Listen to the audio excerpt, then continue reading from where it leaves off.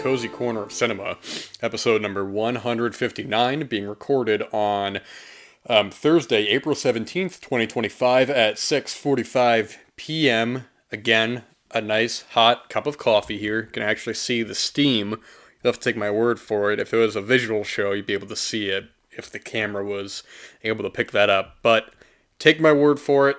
You can see the steam coming off of it, and it's a good sort of I don't want to say bookend, but a good bookend in a way to have the whole episode sort of relying on this hot cup of coffee to sort of set the mood and the tone going forward for the next 30 minutes or so.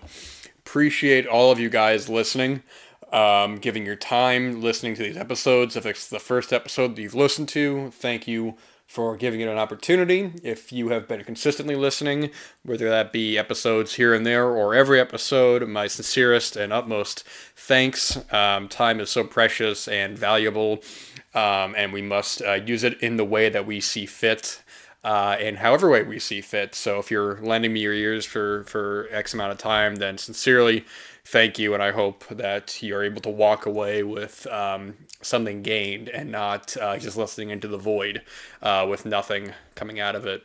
My throat's already feeling dry, so let's have this coffee. We'll start off the episode. All right, very cool. Ooh, that's hot. Good lord.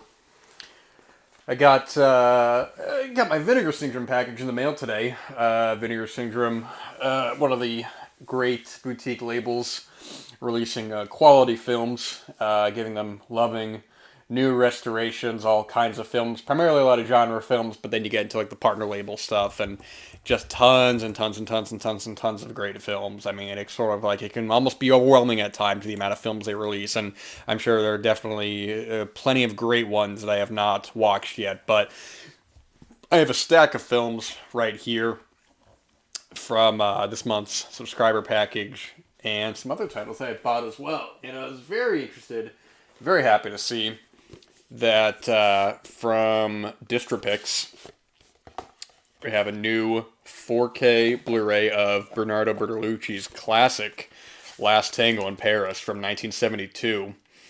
Let's see. 4K disc contains the 130-minute feature presentation in Dolby Vision HDR and scan from, it's very cool, from a 35mm original camera negative. He has some interviews. Bertolucci has since passed. Of course, this film stars Marlon Brando, who has also passed, as well as Maria Schneider, who I believe has passed as well. I want to make sure about that. Yes, she passed away in 2011.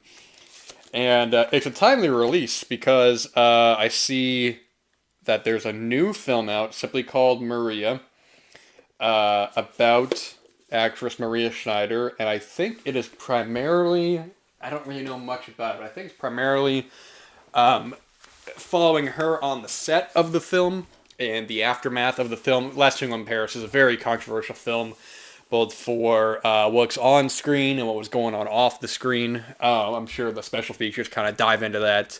It's been a very talked about film. I think it was one of the kind of premier films to really be a part of, not necessarily, it was Bertolucci directing it, and so I'm not going to put it as like the American sort of new wave of films that was happening at that time, but one of the seminal films to kind of push the boundaries on what could be shown on screen explicitly. It's sort of a prominent film in its own right, because you have something like this being released by MGM, and then what is it? I think it's Paramount a couple years later does Emmanuel, sort of aping off the success of Last Tango in Paris. Maybe not aping off. That's not the correct word. I think Emmanuel was 77 to my knowledge. I'm sorry, no, it was 74. I don't know why I was thinking 77. But the tagline on that film being not since Last Tango in Paris. And I've talked about that film. I think I may have talked about Last Tango in Paris before on the show. I don't remember, but I've talked about how much of a fan I am of Bertolucci. I've only seen a couple of his films, and the three that I've seen, I've been really, really into. I've seen Last Tango in Paris, of course, which I talked about maybe on the last time I had mentioned it, and the difficulties of trying to watch it, where I still don't know if the subtitles were supposed to be on screen or not, but there was a long gap of the film where there were no subtitles, and I was completely lost. Not in a way where they are intentionally putting the audience in the dark to, for whatever reason, but more so, it's like I'm sitting there going, like, I think it's supposed to be subtitled. And actually, I have to correct myself. I've seen 4 of his films, 2 of which I've seen theatrically. I've seen The Conformist from 1970 theatrically, an excellent film. Of course, Last Tango in Paris, 1972. I've seen The Last Emperor theatrically, 1987, Best Picture winner, a brilliant film. And then I've seen Little Buddha from 1993. And Bertolucci passed away in 2018, but one of the great Italian filmmakers. And The Last Tango in Paris is probably his most, I would say it's as well known as The Last Emperor for different reasons. Especially the scale. It's sort of interesting to kind of compare something like The Last Tango in Paris to The Last Emperor. The Last Emperor being such a sweeping epic of ancient China in the early 1900s.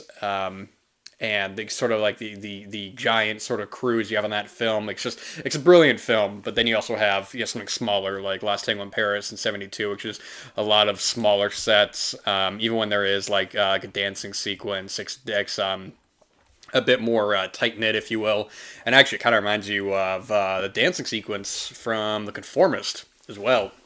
I just had that in mind. I completely forgot about that until now. But interesting to kind of think about that in terms of the context of directors. But yeah, Last Tango in Paris, solid film. It will be rewatched in 4K for sure. I think this may have actually had a Blu-ray before. I'm pretty sure it did from a couple years ago. Yes, it did. From who put that out? That's interesting. From MGM as well. I don't know why I thought somebody else would have put it out, but either way, quality film, quality filmmaker. The film Maria will be watched in due time. It might actually be out. I believe Kino Lorber are putting that out, but I think it might be there. Ready to watch, so perhaps that'll be watched in context of this film, so to speak. But that's there. Some other titles that I've seen some of them, not seen some of the other ones, so I can't really speak too much about it. So I guess I won't get really into it too much. I just wanted to mention Last Tango in Paris being kind of the big film of the bunch. But with that said, if I can get the page to load here, man, because anytime I start recording, the internet wants to act up on me. It seems to be a consistent problem, and I'm sure there's a reason behind it besides the obvious, but I'm not going to go into it. Plenty of films to talk about. So many films to talk about. There's always so many films to talk about. So what can we talk about in the time given? Well, I give a half hour to each episode. It's I find to be a good digestible runtime. I'm not lingering on and meandering. Or at least I hope I'm not. I guess that's in the eye of the beholder, whether or not you feel I am or aren't. But there are just so many films to go through. So many films that I think are worth your time, worth your attention. So we'll talk about some of them. Why not? Let's keep it in 1972. This was a rewatch for me, a theatrical rewatch. Another sip of coffee here. And I say that just so you know about the gaps of silence that may be there. Let's talk about director Fernando Di Leo. I've heard his name said Fernando de Leo, and I don't know what is the right way to pronounce it. I don't know if I'm saying it correct or incorrectly, but Fernando Di Leo, and his seminal film Caliber 9, one of the seminal Polizzi films. He would also do films in the same genre, like The Italian Connection, Shoot First, Die Later, The Boss. There's actually a documentary that I wanted to watch that's all about this era of films. It's on the shelf over there. I'm trying to see if I can find it from squinting my eyes. Yeah, you know what? Actually, you stay right there. I'm going to grab it off the shelf. Don't you go anywhere, man. I'm right here. Oh, boy. Yeah, I got this DVD a couple of years ago, and it's called Eurocrime, the Italian cop and gangster films that ruled the 70s. It's a longer documentary. Well, okay, maybe not. It's on 2 hours, 7 minutes, but Eurocrime is a movie documentary. This is a dirty cover. Is that me or is that the cover? Good lord. Eurocrime is a movie documentary concerning the violent Italian poliziotteschi cinematic movement of the 1970s, which at first glance seems like just a bunch of cheap, sleazy ripoffs of American crime films like Dirty Harry or The Godfather, but on closer inspection, these films were really addressing distinctly Italian issues like the Sicilian Mafia and red terrorism. It's interesting the way this is written. It feels less stiff, the way that it's like we're gonna, like, well, there was a genre of film and they came out, and that feels like much more like somebody personally put this together, if that makes sense. It doesn't feel quite as what's the word I'm looking for? It doesn't matter. Either way. Yeah, this will be watched at some point. This has interviews with Franco Nero, John Saxon, Henry Silva, Antonio Sabato, Fred Williamson, Luke Miranda, Joe D'Alessandro, and Chris Mitchum. Chris Mitchum, of course, from, that's right, Trackdown. Or was that Jim Mitchum? Who was in Trackdown? How embarrassing if that wasn't him in Trackdown with Eric Estrada. Holy moly. That was Jim Mitchum. How embarrassing was that? Let's pretend I didn't say that. I could always erase it, but I'm not gonna. So I'll let my embarrassment rain through your ears right now. But Caliber 9 is an excellent, excellent film. I'm not the biggest poliziotteschi fan.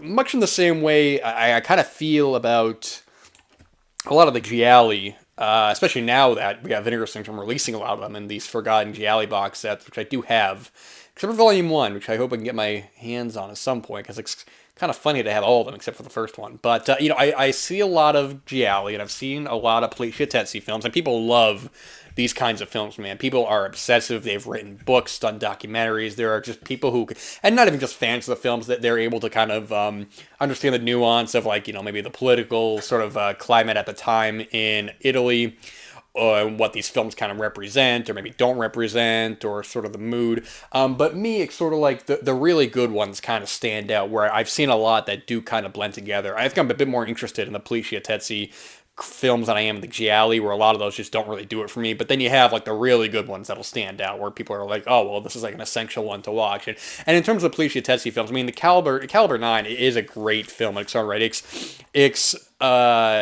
it has a lot in common with a lot of the gialli films, where it'll have these moments. I mean, those are not all the time, but the gialli films themselves will more often than not be horror films, but they're always crime films. There's always a mystery going on. And here, there is the crime element, of course. We have this guy who gets out of prison, played by Gaston Mochin, plays his character Ugo. He gets out of prison, and but there's money has gone missing, this $300,000, and they're all looking for him. They think that he has something to do with it. The main kind of baddie in this is played by Luigi Pistelli, who's a great actor. I mean, if you've seen enough Italian films, he's popped up in a bunch of stuff. He was in the Leone Man with No Name trilogy. He was in The Great Silence.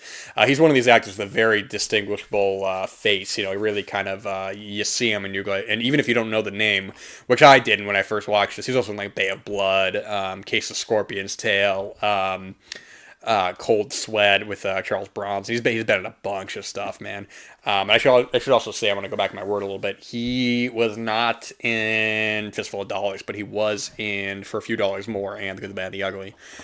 Just like Death Rides a Horse with Lee Van Cleef. So a lot of Italian films, of course, a lot of spaghetti westerns, but you have a great cast as well. Like I said, Gaston Mochin, Mario Adorf, Frank Wolf, Luigi Pistelli, Barbara Boucher, who was this the same year as Don't Torture a Duckling? I think it may have been. That's right, 1972. She looks just as she did in that film. And you could say, well, of course she does. It's the same actress, you dummy. But I'm just saying, she is just, oh man, just a beautiful and talented actress, man. She's just one of these actresses where, that the first time you watch Don't Torture a Duckling and she's on screen, it almost like kind of takes your breath away. It's sort of like, whoa, just a natural kind of beauty. And she's beautiful in this as well. And she's great. I mean, Barbara Boucher, was somebody who, she's also in, what the hell's the name of that film? Oh my gosh, the one that Arrow put out. That's gonna drive me nuts now. Is it the Red Queen kills 7 times? Is that what I'm thinking of? It's. I guess I could probably look, but then the show turns into me looking for titles that I could easily just kind of look up here. But it doesn't really matter. She's a great actress. She's in the film. And it's got a good, sort of back and forth between the cops in this. They really are trying to get to Ugo. They're trying to get him to work with them, but he's not having it. And then the other criminals who are going after him as well. He's really kind of caught between a rock and a hard place, and he's also doing his own thing. And maybe he has ulterior motives. We don't know, but it's just a solidly put together crime film. It is a tight film. I was surprised. I hadn't seen this in a little while. An acquaintance of mine lent me that Raro box set that had like 4 or 5 of the films of the Poliziottessi films, which I think had Shoot First, Die Later, The Italian Connection. I can't remember the other two. I watched those when I was very sick, and I watched them too close together, so they unfortunately kind of blend together for me. So, but it also kind of worked out. When it comes to watching this, because I remembered certain things about it, but I didn't totally remember A to B, the plot details or the plot intricacies. But yeah, just a solid crime film, man. It was one of these kind of rewatches where, I think having the benefit of being able to watch it theatrically, there weren't a lot of people there. It's maybe a handful here and there, but it was just a great unfolding story on screen, and the violence is great in this film, man. It's one of these where you don't expect it to be as gory as it is, but people get really beaten, and it starts off with this crazy scene of violence in a cave, where you're like, oh my gosh, but then when you get to like the blood, like the gunshots and stuff, people are getting blown away and they're bleeding everywhere. It's wild. But I think people probably know more about this. Is probably one of the more popular Poliziottessi films, I would assume. I mean, unless you are talking about like, I don't know, like some of the tough ones, or what's the one that Diodato did? Lives Like a Cop, Die Like a Man. Is that the name of the one that he did? Here I am. Here I am trying to guess these film titles again. Yeah, Live Like a Cop, Die Like a Man. Raro put out a lot of those films, man. So if that's your bread and butter, you're gonna want to get on those releases. And I think 88 Films, yeah, they put that out as well. You got to be careful with some of those, the Region 2 Blu-rays, because a lot of them sometimes are censored for any kind of myriad reasons. The UK and the US have different restrictions on what they can and can't allow. Like I was reading a thing today that was. I think the second sight release of Heaven's Gate is censored because of some of the animal violence and that, like some of the cockfighting. There's like a minute of footage, I think, that's not in that release. I think it was Second Sight. I forgot who put out Heaven's Gate in the UK, but that's something you got to keep an eye on for, especially if you're importing a lot of this stuff and you're trying to, and you've already seen the film. That makes one thing, but if you haven't and you're watching them for the first time, sort of like when you're collecting. Like VHS tapes or something like that, and you're getting like I don't know, like a cannibal film or something like that. You don't know what you're gonna be getting. It's not like now where you can you buy a film from someone like Vinegar Syndrome or Severin or one of these labels. You're gonna get a full uncut version. You're not gonna, or at least the most uncut it can be given the circumstances. They're not gonna censor anything. They're not gonna hide anything back. And if there is an issue. They usually put like a title card at the beginning that says like, well, this footage was tricky to restore, so it's going to look like VHS, blah blah blah. Which is fine. I'm much rather prefer that than just not having the footage at all, because at least we can actually see what we're supposedly are missing. Yeah, Caliber 9. It's a solid film. Man. That's kind of what I'm getting at here. If you're like me, and even if these films really aren't totally for you in terms of just some are better than others, it's definitely worth watching nonetheless. Kind of I feel more so with like kind of noir as well, probably more so than Gialli, where it's like some of the ones that you watch are just so good, and then some are just like, man, I don't know what's going on in this plot. I mean, well, actually some of those Gialli, what the hell was it, man? It was Forbidden Photos. Oh my God, can I remember that title? It was Forbidden Photos of a Lady Above Suspicion, I think is the full title, and I know I have it. Um, there it is. Of course, the spine's in cursive. Yeah, that's what it was, and that's a good film as well. I remember the plot got so nonsensical where I was like, where the movie was wrapping up and they introduced something else, and I'm like, what? Now I'm completely lost. And then the movie's over, and I'm like, man, all right, I guess I didn't know what was going on. Um, but yeah, I don't even know how I got in from Caliber 9 to that. But yeah, good stuff, man. It's good stuff. More more of this coffee. This coffee is getting warmer, man. You want to stir it around, so you put anything in there, it's not going to be sitting there. Some people have their coffee black, and that's cool. I have my tea black. I like kind of the tea as is, man. I had this great tea last week, man. Kill time before film, and it was this delicious Earl Grey tea. And my gosh, it was hot. You don't want to be drinking it too fast, burn your insides, man. To be piss and fire. Excuse my French, but no, that was really good, man. Really good stuff. And okay, let's see what we got. Let's see what we got here. Ooh. Throat is a little dry, so I do apologize for that. We're going to talk about. We've talked about Roman Polanski a decent amount lately, and by lately I mean maybe the past couple months or so, for no particular reason. I think he just kind of was on the mind, and we're going to talk about one of his films I don't hear as talked about much, and that is Death in the Maiden, 1994. Sigourney Weaver, Ben Kingsley, Stuart Wilson. And I was thinking back to what Polanski films I've seen and what I haven't seen. I haven't seen really any of his recent ones. I think maybe the newest of his recent ones I've seen is probably Carnage from 2011. And I was curious about that. I went through it the other day, but I was just curious to kind of see. I'm talking about feature films only, man. So let's see, just for fun. Let's see what we got here. For features. All right, 1962, Knife in the Water. I've seen that. Where? Okay, never mind. 1965, Repulsion. I've seen that. 1966, Cul-de-sac. I've seen that. 1967, The Fearless Vampire Killers. I've seen that. 1968, Rosemary's Baby. I've seen that. 1971, Macbeth. Have not seen that. 1972, What? I've seen that. 1974, Chinatown. I've seen that. 1976, Tess. 1976, The Tenant. I've seen that. 1979, Tess. I've seen that. 1986, Pirates. Have not seen that. 1988, Frantic. I've seen that. 1992, Bitter Moon. I have not seen that. 1994, Death in the Maiden. I've seen that. 1999, The Ninth Gate. I've seen that. 2002, The Pianist, I've seen that. 2005, Oliver Twist, I have not seen that. 2010, The Ghost Rider, I've seen that.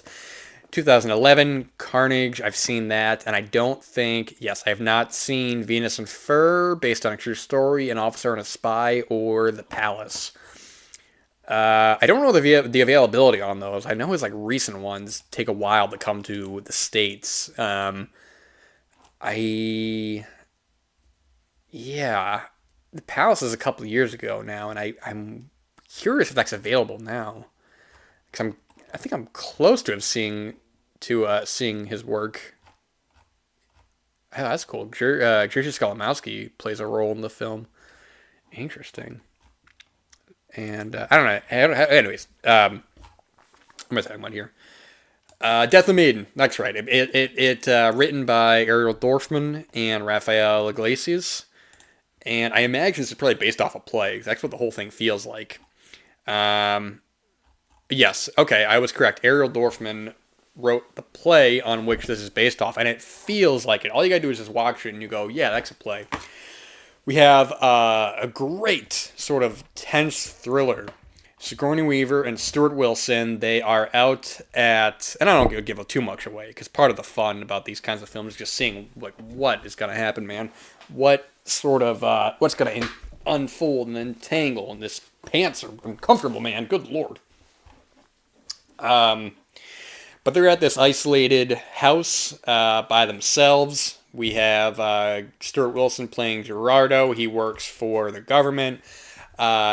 He's getting a promotion, everything's going well. Sigourney Weaver's there, she's enjoying herself. But then one day, or I should say one night, Gerardo, he comes back home with this guy, Dr. Roberto Miranda, supposedly played by Ben Kingsley, and Paulina, played by Sigourney Weaver.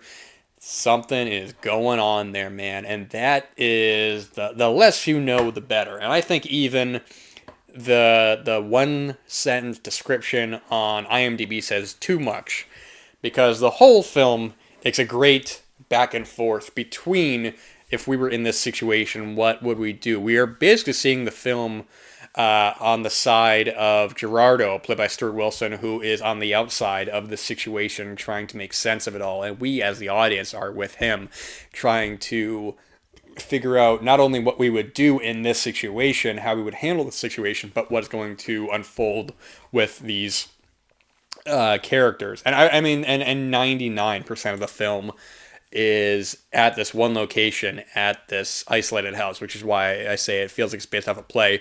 There's like something at the beginning that sets up the film with the song "Death and the Maiden," because it's the name of a song, how that song sort of intertwines with it all. And yeah, as it goes along, man, I mean, it's the pacing on this is top notch. It's an hour 43, but it really flies by, man, because what not only Polanski does, but the writing from Ariel Dorfman and Rafael Iglesias does, is able to really keep this constant tense energy going. Where even at a certain point, when you think that the momentum is building and building, and all of a sudden something else is thrown into the ranks, where now there's a time constraint where it's like, okay, wait a minute, now if this isn't resolved by XYZ, then we're going to have even bigger problems in our hand.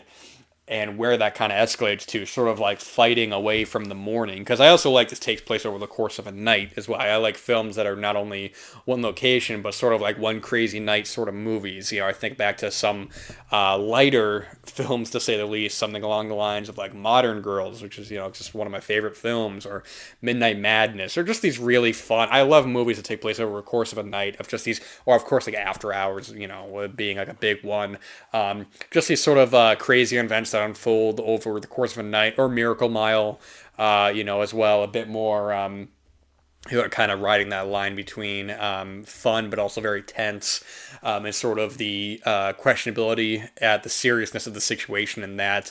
But all three of them are able to really kind of play off each other very well. I think Ben Kingsley is definitely the one that shines the most of the three. I think if I had one real kind of criticism, it really comes down to, I think there are a couple of monologues that Sigourney Weaver has to deliver where it does feel a little kind of like going through the motions, not in a way where it takes you out of the film, but more in a way where it does kind of feel a little scripted in some of the line delivery.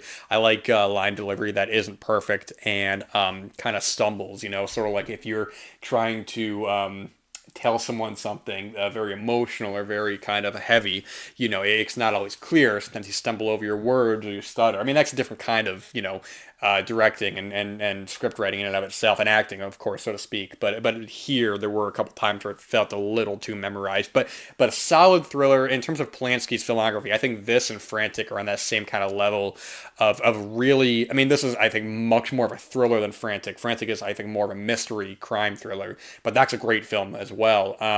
But I think these are the two films, at least from, I don't even want to say his prime, because this is 1994, but the fact that he's able to kind of deliver a film of this quality, 20 years after his prime, so to speak, is really exceptional. Of course, it does The Pianist 2002, that's a brilliant film in its own right, but sort of that consistent sort of quality that Polanski has as a filmmaker, sort of delivered throughout his career. And I mean, I can't say for so of his recent films. I haven't seen those yet. Because even something like Carnage, I like. I didn't love that film. That's also based off a play.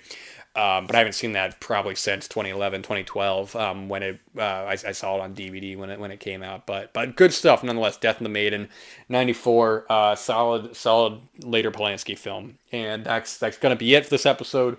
Last Tango in Paris, Caliber 9, Death and the Maiden, quality films. Quality films, man. I really got nothing else to say. I gotta go to the bathroom so bad. It's actually blocking my my field of thought right now. So I'm gonna cut it off right here. So thank you for listening. I'll be back next time.